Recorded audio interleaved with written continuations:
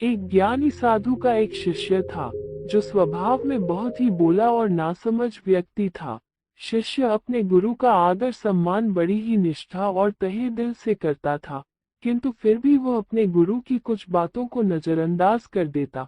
साधु उसे संसार की मोह माया और पारिवारिक रिश्तों से दूर रहकर एक साधुत्व का जीवन जीने की सलाह देते थे, जो शिष्य को कतई मंजूर नहीं था।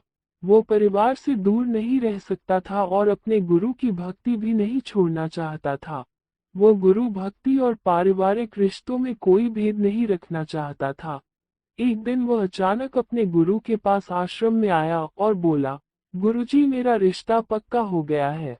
गुरुजी यह बात सुनते ही शौक में डूब गए और अपने उदास मन से बोले, बेटा तेरा रिश्ता हो गया, अब तू मेरे वार तरफ से गया।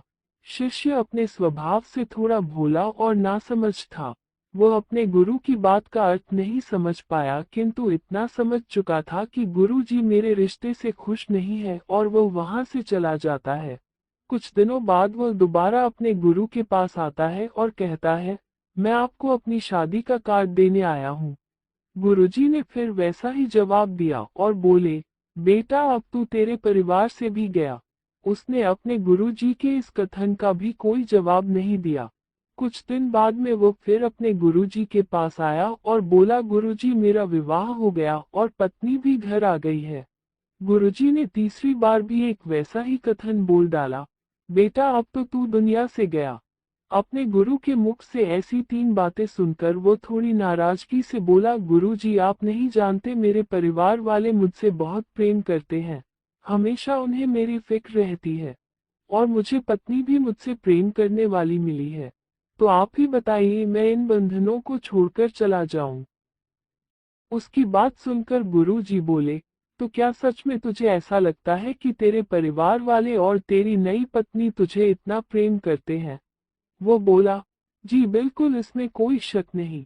गुरुजी, तो ठीक है मैं तेरे परिवार वालों की एक परीक्षा लेना चाहता हूँ, जिससे सिद्ध हो जाएगा कि वे तुझसे कितना प्रेम करते हैं। इसके लिए तुझे मेरा एक काम करना होगा। गुरु बना शिष्य, शिष्य जी अवश्य। बोलिए क्या काम है? फिर गुरुजी ने अपने शिष्य के साथ मिलकर एक योजना बनाई, जिससे सिद्ध हो जाएगा सत्य क्या है।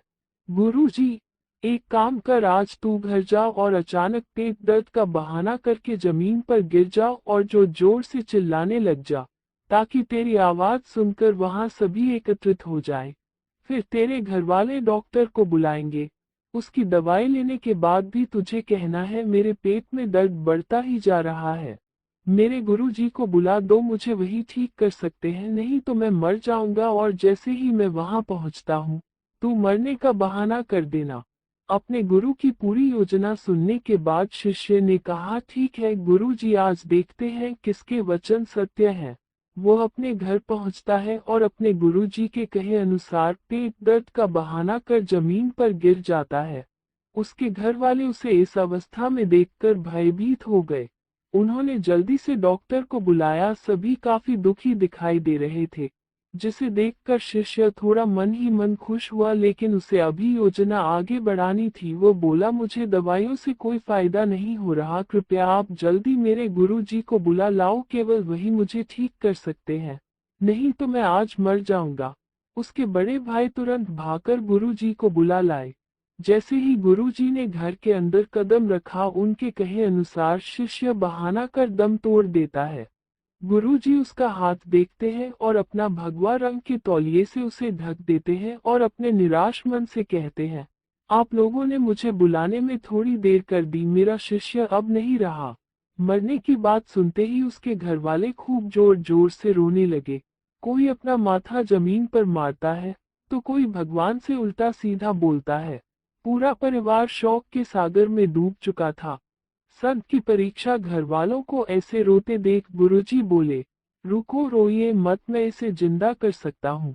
गुरुजी की यह बात सुनते ही सभी ने अपने आंसू थाम लिए और कहने लगे, तो गुरुजी इंतजार किसका, करिए ना जिंदा।